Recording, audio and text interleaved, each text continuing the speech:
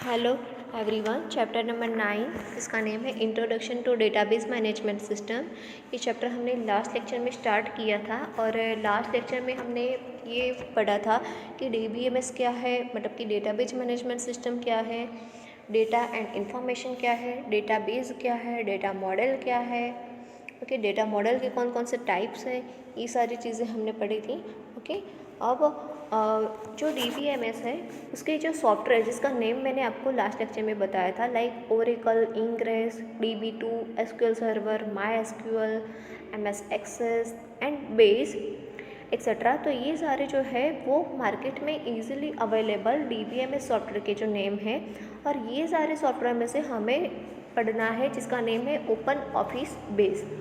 Okay, तो आज हम बात करेंगे बेस के बारे में कि what is a base, base क्या है, वो बेस किसके ऊपर है, मतलब किसके बेस पर है, बेस कौन से डेटा मॉडल के बेस पर है। तो ये सारी चीज़ें आज हम डिस्कस करेंगे। तो फर्स्ट ऑफ ऑल जो बेस है वो रिलेशनल डेटा मॉडल के बेस पे है। ये जो डेटा मॉडल है उसके 3 टाइप्स मैंने आपको लास्ट लेक्चर में बताए थे, hierarchical data model, network data model and relational data model. Okay, तो रिलेशनल डेटा मॉडल के बेस पर कौन सा सॉफ्टवेयर है, open office base. First MCQ याद रखना है आपको फ्रेंड्स। ओके, अब हम बात करेंगे इंट्रोडक्शन टू बेस। तो Base is a relational database management system as it's follow relational model. जो बेस है वो किसके बेस पर है, तो रिलेशनल डेटा मॉडल के बेस पर है। First MCQ। सेकेंड MCQ है RDBMS, मतलब उसे आप RDBMS भी बोल सकते हो क्योंकि वो रिलेशनल डेटा मॉडल के बेस पर है। सो DBMS को आप रिलेशनल डेटाबेस मैनेजमेंट भी बोल सकते हो। एंड सेकेंड MCQ है RDBMS का full form relational database management system. अब ये जो रिलेशन नाम वो कैसे, मतलब उसका आइडिया कैसे आया रिलेशनल डेटा मॉडल ऐसा नाम रखने का, तो उसके अंदर किसका यूज़ होता है, तो 2 डायमेंशनल टेबल, मतलब उसे it's collection of data of 2 dimensional table. तो हम ये बोल सकते हैं कि the organization of data into collection of 2 dimensional table is called relation. Okay, तो रिलेशन की डेफिनेशन क्या होगी, याद रखनी है हमें। The organization of data into collection of 2 dimensional table is called relation and it is designed by EF Codd. तो यहाँ पे एक नेक्स्ट MCQ भी हो रहा है कि रिलेशन की डेफिनेशन क्या है, तो ये याद रखनी है हमें कि डेटा को कैसे ऑर्गेनाइज होता है, वो as a 2 dimensional collection of 2 dimensional table के जैसे हमारा जो डेटा होता है बेस में वो ऑर्गेनाइज होता है। So it's called relation. Okay, next MCQ है कि बेस को किसने डिज़ाइन किया था, तो it is design by EF Codd. तो ये भी MCQ मोस्ट IMP है, याद रखना है फ्रेंड्स। ओके, अब हमें पता है कि जो बेस है वो किसके बेस ऊपर है, तो रिलेशनल डेटा मॉडल के बेस पर है। लेकिन रिलेशनल मॉडल जो है वो किसके बेस पे है, तो relational model is based on the theory of sets and relation of mathematics. तो ये भी याद रखना है कि रिलेशनल मॉडल किसके बेस ऊपर होता है, तो on the theory of sets and relation of mathematics के सेट्स एंड रिलेशन के बेस ऊपर होता है relational model. And DBMS that is based on relational model is called as RDBMS. It is most successful data model. One the reason behind this is its simplicity. ये जो model है relational model वो सबसे popular है, मतलब वो successful है, ये भी बोल सकते हैं कि इट इज़ मोस्ट सक्सेसफुल। क्यों, क्योंकि उसे हम इजीली यूज़ कर सकते हैं, मैनिपुलेट कर सकते हैं। Okay, and because of its simplicity, so it is more successful data model. तो यहाँ पे ये भी MCQ हो रहा है कि सबसे ज़्यादा सक्सेसफुल डेटा मॉडल कौन सा है, मोस्ट सक्सेसफुल। तो आंसर क्या आएगा, RDBMS से more successful data model relational. Okay friends, तो आई होप ये बेस में आपको समझ में आ गया होगा कि बेस क्या है, रिलेशनल मॉडल क्या है, रिलेशनल मॉडल किसके बेस पर है। Okay,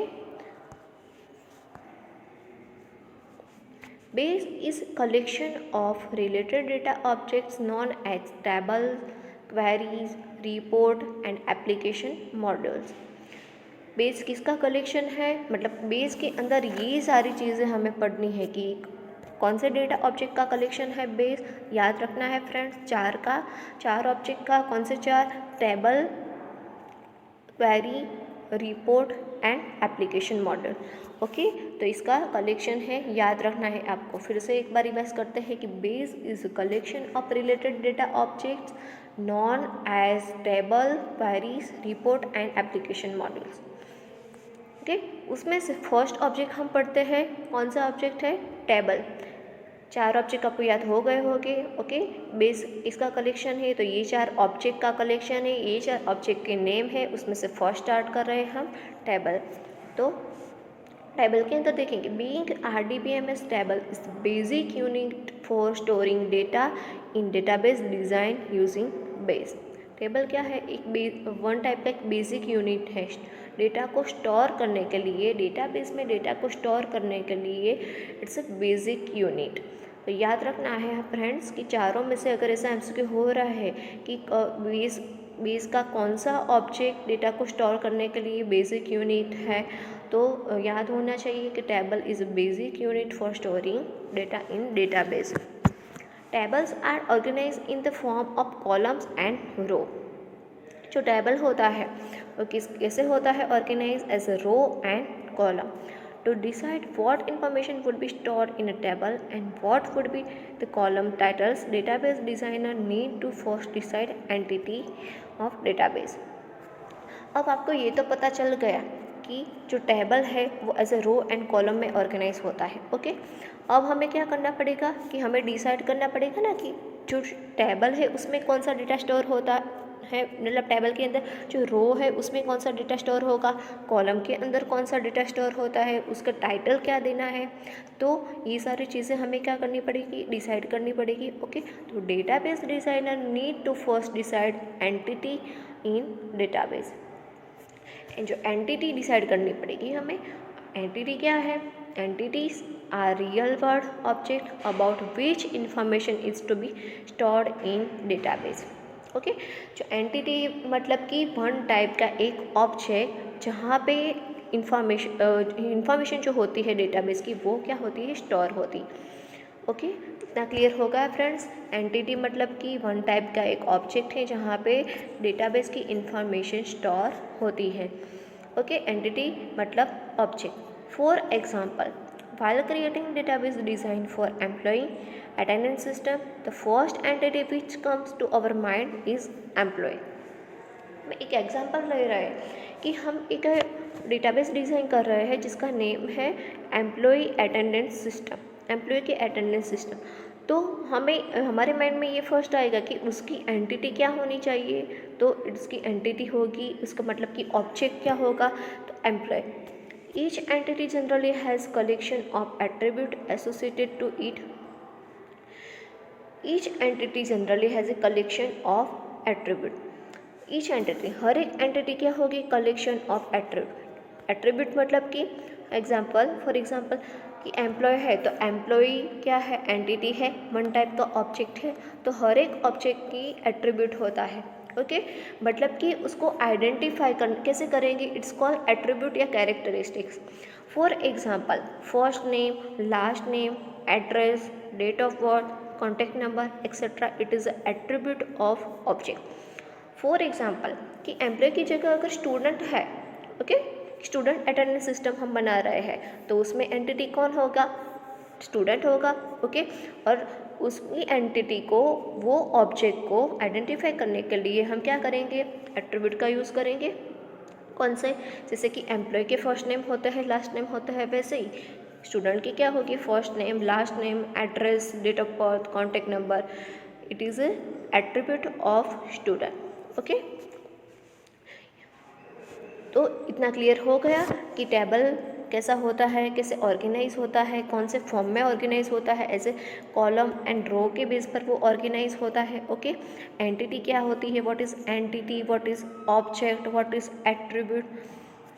attribute of an entity are represented in the form of columns. याद रखना है फ्रेंड्स कि एट्रीब्यूट जो होती है, एंटिटी के एट्रीब्यूट, वो कहाँ पे रिप्रेजेंट होगी टेबल के अंदर, इन the form of column. Column के अंदर क्या रिप्रेजेंट होता है, तो एट्रीब्यूट रिप्रेजेंट होता है, मतलब कि first name, last name, date of birth, वो कैसे रखेंगे हम, एज ए कॉलम। यहाँ पे आप देख सकते हो फ्रेंड्स, देखो फील्ड कॉलम में हमने जो first name, last name, address, city, birth date, वो सब कैसे लिखा है, हमें कॉलम वाइज लिखा है। It is also called fields, उसे आप फील्ड भी बोल सकते हो कि attribute of an entity are also term as field. Okay, and यहाँ पे आप देख सकते हो कि हमने रो वाइज क्या लिखा है, जो एट्रीब्यूट है उसकी डिटेल्स लिखी है कि फर्स्ट नेम क्या है, तो फर्स्ट नेम आन्या है, तो वो हमने कैसे लिखा है, रो में लिखा है। ओके, तो it is also called records। तो ये हम बोल सकते हैं ना कि collection of all this fields form और इट्स कॉल्ड record। तो यहाँ पे जो हम लिखते फील्ड्स जो होते हैं वो कॉलम वाइज होते हैं, एंड जो record होते हैं, एट्रीब्यूट की जो डिटेल्स होती है जिसे हम record बोलते हैं, तो record कैसे लिखा जाता है, रो वाइज लिखा जाता है। तो ये हमें याद रखना है फ्रेंड्स। ओके, अब सेकंड ऑब्जेक्ट की बात करेंगे। कौन से ऑब्जेक्ट की, याद होगा ना शायद आपको कि Base is collection of related data objects. There are 4 objects, table, query, report and application. Okay, तो सेकंड है यहाँ पे form. The form is an object which allow entering the data in the table and editing or deleting existing data in the table। यहाँ पे जो form है, तो form का यूज़ क्या है कि कोई भी डेटा आपने डेटाबेस बना दिया है, ओके, एंड अब आपको क्या करना है, उस डेटा के अंदर एंटर होके आपको कुछ एडिट करना है, डिलीट करना है, मॉडिफाई करना है टेबल के अंदर, तो उसके लिए कौन से ऑब्जेक्ट का यूज़ होता है, फॉर्म का यूज़ होता है। तो यहाँ पे याद रखना है कि फॉर्म का यूज़ क्या है कि डेटाबेस में कोई भी डेटा आपको डिलीट करना है या फिर एडिट करना है, तो उसके लिए फॉर्म का यूज़ होता है। उसमें क्या कंसिस्ट होता है, उसकी स्टाइल कैसे होगी, it consist of format style and chits like radio button, like boxes that provide easy and systematic way to populate table with data. Then next है, थर्ड है queries. What is a query, query जैसा word तो आपने सुना ही होगा कि query, अगर कोई हमें क्वेश्चन होता है, कोई डाउट होता है, तो हम बोलते हैं ना हमारी लैंग्वेज की मुझे ये टॉपिक में क्वेरी है, डाउट है। तो यहाँ पे भी क्वेरी का मतलब वही है कि क्वेरी मतलब कि क्या, क्वेश्चन है, कि हमें इसमें क्वेश्चन है। ओके, तो question ask within the database environment is known as query. तो क्वेरी की डेफिनेशन क्या होती है कि डेटाबेस एनवायरनमेंट के अंदर जो क्वेश्चन हम पूछते हैं उसे क्या बोला जाता है, क्वेरी। तो क्वेरी की डेफिनेशन याद रखनी है friends, the question ask within the database environment is known as query. And next है reports. The presentation of information in an organized and readable format as per the user requirement is known as report. Okay, the output of query in base is displayed in the form of row and column। जो output होता है query का, okay, वो base में कैसे display होता है, कौन से फॉर्म में, तो as a row and column. Base has a facility to prepare effective professional report. The presentation of information in an organized and readable format as per the user requirement is known as report। Report किसे बोला जाता है कि जो presentation होता है, हमने database बना दिया है, अब जो डेटाबेस है उसकी प्रेजेंटेशन, मतलब जो इन्फॉर्मेशन है उसकी, तो वो इन्फॉर्मेशन की जो प्रेजेंटेशन हम कैसे करते हैं, एक प्रॉपर, जैसे यूज़र की रिक्वायरमेंट है उसकी, वही रिक्वायरमेंट के हिसाब से हम उसे ऑर्गेनाइज करते हैं, मतलब अच्छे से रीडेबल फॉर्मेट में ऑर्गेनाइज करते हैं। It's called report. तो उसे क्या बोला जाता है, रिपोर्ट बोला जाता है। तो रिपोर्ट की डेफिनेशन भी आपको यहाँ पे याद रखनी है, the presentation of information in an organise and readable format as per the user requirement is known as report. Okay friends, तो यहाँ पे आई होप आपको ये सब समझ में आ गया होगा कि what is table, what is form, what is query and what is report. अब नेक्स्ट है, ये सब हम आपको समझ में आ गया ओके कि बेस के अंदर कितने ऑब्जेक्ट होते हैं, उसका यूज़ कैसा होता है, कौन से फॉर्म में टेबल होता है, जैसे कि रो एंड कॉलम के फॉर्म में होता है, रो में क्या लिखा जाता है एंड कॉलम में क्या लिखा जाता है, वो सब हमें क्लियर हो गया है। अब हम क्या करने वाले हैं कि एक डेटाबेस हम क्रिएट करेंगे, sample database. Creating the sample database for an application. तो फर्स्ट स्टेप क्या होगा, decide about home data is to be stored. In our example, we will store data pertaining to products, supplier, employees and customer. All of these are known as entity. तो इसे क्या बोला जाता है, entity बोल सकते हैं ना। Product, supplier, employ and customer, ये सारी क्या है, एंटिटी। जिसे आप ऑब्जेक्ट भी बोल सकते हो। And entity can be defined as any person, things, place और an object about which we store the data in the database. जो एंटिटी होती है वो कोई भी फॉर्म में होती है, वो पर्सन भी हो सकता है, वो कोई प्रोडक्ट भी हो सकती है, मतलब कि वो कोई पर्सन भी होता है, थिंग भी हो सकती है, कोई प्लेस भी हो सकता है okay. Because entity is an object, जिस एंटिटी को आप ऑब्जेक्ट भी बोल सकते हो।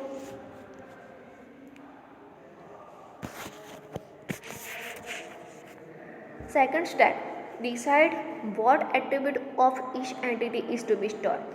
फर्स्ट स्टेप ने हमने तो क्लियर कर दिया कि हमारी एंटिटी क्या होगी। हमने आगे भी एग्जांपल देखा कि स्टूडेंट अटेंडेंस सिस्टम बना रहे हैं हम, तो उसके अंदर कौन सी एंटिटी होती है, तो स्टूडेंट एंटिटी है। ये फर्स्ट स्टेप डिसाइड हो गया। अब सेकंड स्टेप क्या होगा कि जो एंटिटी है उसमें कौन से एट्रीब्यूट हम स्टोर करने वाले हैं, ये सेकंड स्टेप होता है ओके।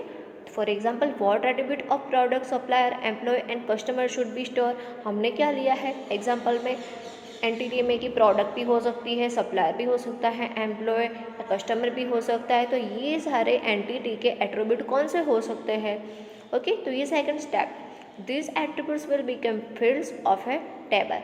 तो ये एट्रीब्यूट क्या बनेंगे, फील्ड बनेंगे ना, क्योंकि हमने आगे ही देखा है कि एट्रीब्यूट कहाँ पे आता है, फील्ड में आती है, मतलब एज ए कॉलम वाइज आती है, तो उसे क्या बोला जाता है, it's called field. Attributes can be defined as characteristics of an entity. जिसे आप कैरेक्टरिस्टिक्स भी बोल सकते हो। We will store detail of supplier, employ, customer and product okay. यहाँ पे देख सकते हो कि सप्लायर का एक टेबल है, इसमें एट्रीब्यूट है एंड डिस्क्रिप्शन है कि सप्लायर नाम फॉर एग्जांपल है कि अब हम अलग अलग एंटिटी लेते हैं तो उसकी एट्रीब्यूट कौन से हो सकते हैं एंड डिस्क्रिप्शन क्या हो सकता है ओके। मतलब कि किसके लिए ये एट्रीब्यूट का यूज़ होता है।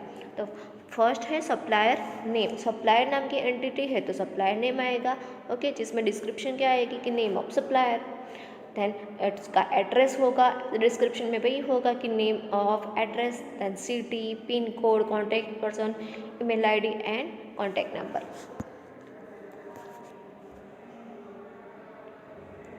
सेकंड स्टेप हमने देख लिया, decide the what attributes of each entity is to be stored okay. अब है नेक्स्ट देखेंगे हम logical name and physical name of attribute. आपका फर्स्ट एंड सेकंड स्टेप तो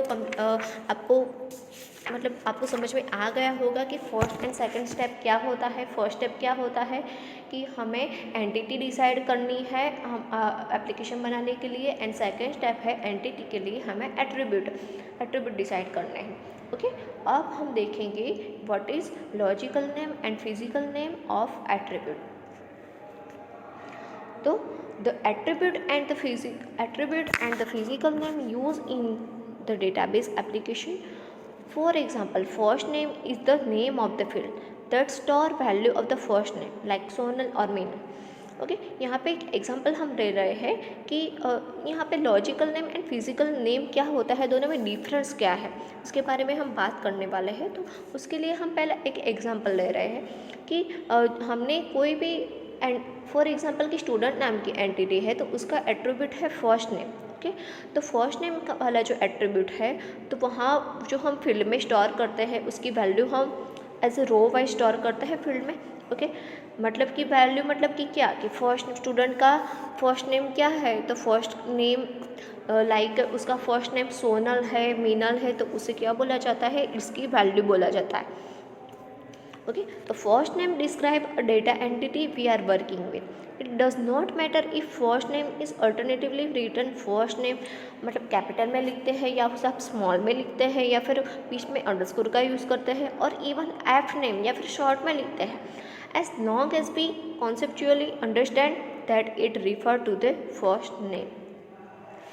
इन शॉर्ट लॉजिकल नेम का मीनिंग मतलब ये होता है कि आप जो फर्स्ट नेम ऐसा लिखते हैं, फर्स्ट नेम आप लिखते हो ना, कहाँ पे लिखते हो आप, एज ए फील्ड कॉलम में आप लिखते हो डेटा को, वैल्यू को स्टोर करने के लिए आप हेडिंग टाइटल देते हो फर्स्ट नेम. ओके, तो फर्स्ट नेम आप कैपिटल में भी लिख सकते हो या स्मॉल में भी लिख सकते हो या बीच में अंडरस्कोर भी रख सकते हो या फिर एफ नेम ऐसे शॉर्ट में भी लिख सकते हो. It's called logical name.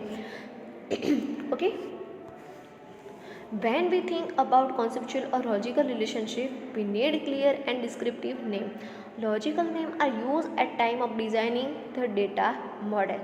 आप जब डिज़ाइनिंग कर रहे होते हो तब आपको ये नाम आपको नाम देना पड़ता है एक एट्रीब्यूट का कि ये फर्स्ट नेम है कि लास्ट नेम है, तो उसके लिए आप ऐसा कोई भी नेम का यूज़ कर सकते हो. It's called logical name. Okay, unfortunately logical name do not translate so simply into the name that database software will allow us to use. For example, base allow us to name a field as first name, but other database application would reject it and ask us to use first name instead. कई बार क्या होता है कि कई ऐसे database software होते हैं वो उसमें इनबिल्ट नेम होते हैं. जब आप इसे फर्स्ट नेम लिखते हो कि फर्स्ट नेम में एफ कैपिटल लिखते हो और एन कैपिटल लिखते हो, ओके, तो वो क्या करेगा, फॉर एग्जांपल कि आप बेस में ऐसे नेम लिखते हो तो बेस वो नेम को रिजेक्ट कर देता है और वो आपको ये सजेस्ट करता है कि आप फर्स्ट नेम के बीच में आप स्मॉल में ही लिखो और अंडरस्कोर का यूज़ करो. तो it's called physical name. But अब की कई सारे इन शॉर्ट की कई सारे डेटाबेस सॉफ्टवेयर ऐसे होते हैं वो आप उसमें कई सारे नेम इनबिल्ट होते हैं, वो आपको सजेस्ट करते हैं कि नहीं आप ऐसा नेम रखो. जैसे हम कोई ईमेल आईडी बनाते हो तो हमें मेल आईडी का नेम क्या रखना है वो हमें सजेस्ट करता है वो सिस्टम. तो वैसे ही यहाँ पे सॉफ्टवेयर आपको सजेस्ट करता है कि एट्रीब्यूट का नेम आपको फर्स्ट नेम कैसे रखना है. It's called physical name. तो फ्रेंड्स ये दोनों में डिफरेंस आपको पता चल गया होगा कि what is logical name and physical name. Logical name मतलब कि आप कोई भी नाम अपने हिसाब से रख सकते हो एंड फिजिकल नेम मतलब कि कई सारे ऐसे सॉफ्टवेयर वो सजेस्ट करते हैं आपको कि आपको ये नाम रखना चाहिए. It's called physical name. Okay friends, I hope इतना क्लियर हो गया होगा आपका कि what is physical and logical name. Next हम ये देखेंगे कि आप जब एट्रीब्यूट का नेम रखते हो बेस के अंदर तो आपको कैसे रखना चाहिए. Okay, following the convention mention below to name the attribute will facilitate porting of database design to other database software. तो फर्स्ट रूल्स है start all attributes name with a letter. आप कोई भी एट्रीब्यूट लिख रहे हो तो उसका नेम कैसा होना चाहिए, कैसे स्टार्ट होना चाहिए, with a letter. For subsequent characters use either letters, numbers और द अंडरस्कोर कैरेक्टर्स. आप किसका यूज़ कर सकते हो सबसिक्वेंट कैरेक्टर के लिए, आइदर लेटर का यूज़ कर सकते हो, नंबर का यूज़ कर सकते हो या फिर अंडरस्कोर का यूज़ कर सकते हो. Do not use a space between words. Instead, separate them with the underscore. आप उसके अंदर स्पेस का यूज़ नहीं कर सकते. एट्रीब्यूट का में आप फर्स्ट नेम है फॉर एग्जांपल तो दोनों वर्ड के बीच में स्पेस का आप यूज़ नहीं कर सकते, आपको अंडरस्कोर का यूज़ करना है. Do not use special character except underscore. Underscore के अलावा कोई भी स्पेशल कैरेक्टर का आप यूज़ नहीं कर सकते. Use abbreviation if needed to keep the length of attributes name short. Okay, अगर ज़रूरत पड़ती है तो एट्रीब्यूट का नेम आप शॉर्ट कर सकते हो. जैसे कि फर्स्ट नेम पूरा नहीं लिखना है तो एफ नेम भी आप लिख सकते हो. ओके फ्रेंड्स, तो इसके रूल्स एंड रेगुलेशन है कि एट्रीब्यूट का नेम हमें कैसे लिखना है. And we will use camelback notation in database design for our sample application. आप camelback notation का भी यूज़ कर सकते हो. camelback का मतलब है कि फर्स्ट नेम है फॉर एग्जांपल तो फर्स्ट नेम दो वर्ड्स है तो दोनों वर्ड्स के फर्स्ट लेटर वो कैपिटल आते हैं, इट्स कॉल्ड कैमल बै। इसमें फर्स्ट में एफ कैपिटल आएगा एंड नेम में एन कैपिटल आएगा। ओके, बीच में स्पेस नहीं आती है और आप कैमल बै का यूज़ भी कर सकते हो। ओके फ्रेंड्स, तो आई होप आपको logical name and physical name भी समझ में आ गया होगा। ओके, और स्टेप नंबर 3 है, कौन सा है? Decide what kind of data we want to enter into each attribute. Depending on it, we need to decide data type of each field while designing the table. Third step क्या होगा? हमें decide करनी है data type. Okay, अलग अलग attribute जो हमने लिए हैं, जैसे कि हमने फर्स्ट नेम लिया है, लास्ट नेम लिया है, बर्थ ऑफ डेट लिया है। ओके, तो वो उसकी वैल्यू स्टोर करने के लिए डेटा टाइप का यूज़ होता है। मतलब कि फर्स्ट नेम जैसे कैरेक्टर है तो उसके लिए अलग डेटा टाइप का यूज़ होता है। डेट ऑफ बर्थ में सिर्फ डिजिट आते हैं तो उसके लिए अलग डेटा टाइप का यूज़ होता है। तो थर्ड स्टेप के अंदर हमें क्या डिसाइड करना है? We will decide a data type. Okay, और डेटा टाइप क्या है, उसकी डेफिनेशन क्या होगी? तो data type is a way to define storage structure of the field का स्टोरेज स्ट्रक्चर को डिफाइन करने का एक तरीका है। It is for data type. यहाँ पे एक एग्जांपल आप देख सकते हो, सप्लायर नाम का जो हमने टेबल लिया था उसके अंदर हमने जो एट्रीब्यूट का नेम यहाँ पे लिया है, हमने सप्लायर नेम, एड्रेस लाइन 2, ये सारा एट्रीब्यूट है। It's also called field. Okay, और उसके अंदर हमने वैल्यू स्टोर की है जिसे हम रिकॉर्ड भी बोल सकते हैं एज अ रो, जैसे कि सैमसंग कॉरपोरेशन है। ओके, तो सप्लायर का नेम जो है वो हमने यहाँ पे लिखा है एज अ सैमसंग, तो वो सारे उसके रिकॉर्ड है। ओके, तो ये से आप रिकॉर्ड को स्टोर कर सकते हो। ओके फ्रेंड, तो आई होप